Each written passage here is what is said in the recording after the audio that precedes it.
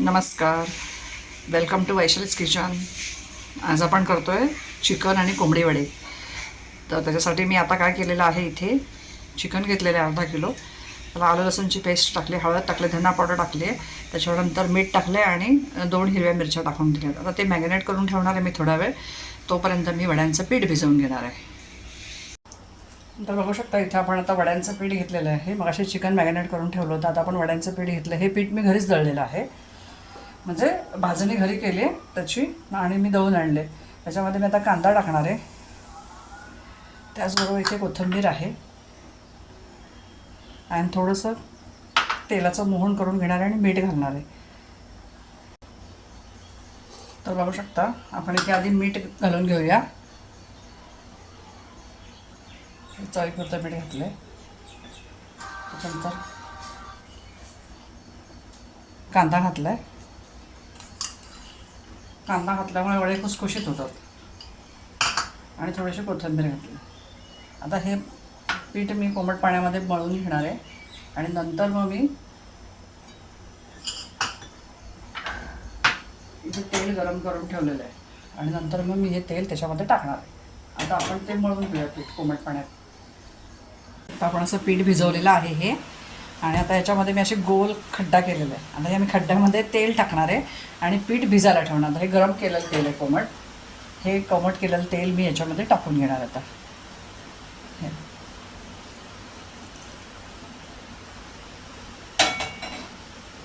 आणि हे मी पीठ भिजायला ठेवणार आहे आणि नंतर भिजल्यानंतर मग मी हे याच तेलामध्ये हे मळून घेणार आहे. आता आपण चिकन शिजायला घालणार आहोत. त्यासाठी मी कुकरमध्ये थोडं तेल घालते. त्याच्यामध्ये तर तेलामध्ये जरासा हिंग घालणार आहे. हिंग घातला की मी इथे कांदा घेतला, तो परतायला घालणार आहे.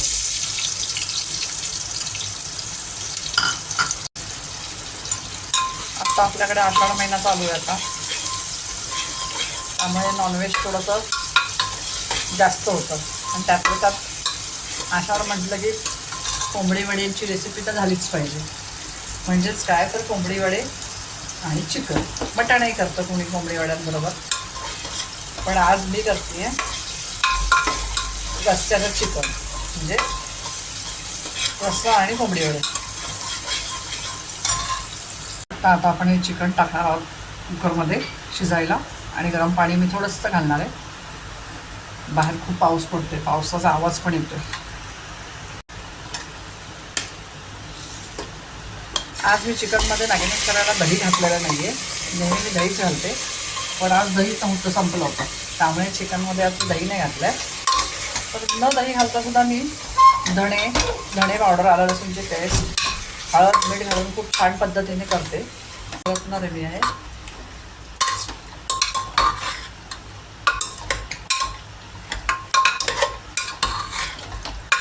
तर स्वतःच जरा पाणी सुटतं तोपर्यंत जरा ठेवणार आहे, आणि पाणी सुटलं की मग नॉर्मल पाणी टाकणार आहे. अगदी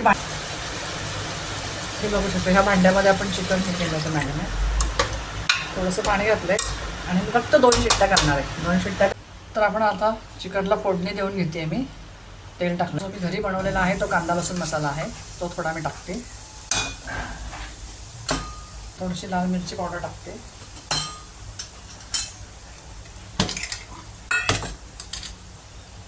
थोडासा हा मसाला आणते वाटण्याचा. हळद, थोडासा गरम मसाला. तर हा मसाला मी परतून देते.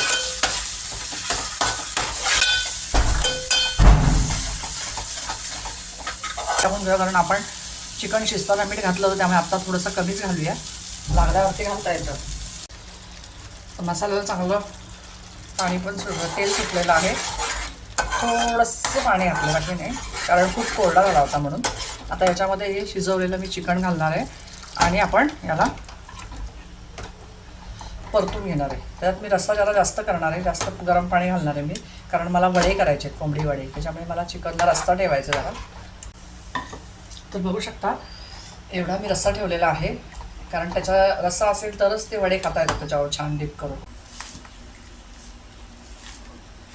मस्त वडे करायला तयारी केलेली आहे, म्हणजे आता वडे थापण्यासाठी.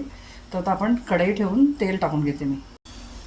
तर इथे बघू शकता मी सुती कापड घेतलेलं आहे. सुती कापडावर थोडं पाणी टाकायचं आहे.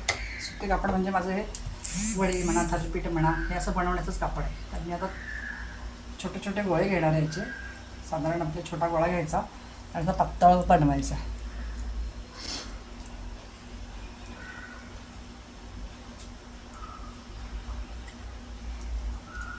त्याचा थापून करायचा.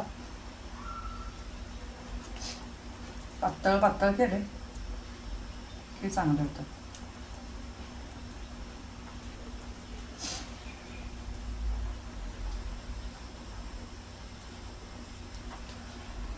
तर बघू शकता मी असा केलेला आहे वडा. तेल गरम होतं. तेल गरम झालं की आपण तेलात वडा सोडून घेऊया. आता इकडे आपलं चिकन रस्सा तयार होतोय, म्हणजे रस्सा होतोय, त्याला उकळी येते. इथे कढईमध्ये आपण तेल तापत ठेवलं आहे. तेल तापलेलं आहे, बऱ्यापैकी तापलेलं आहे. आता आपण वडा सोडून घेऊया.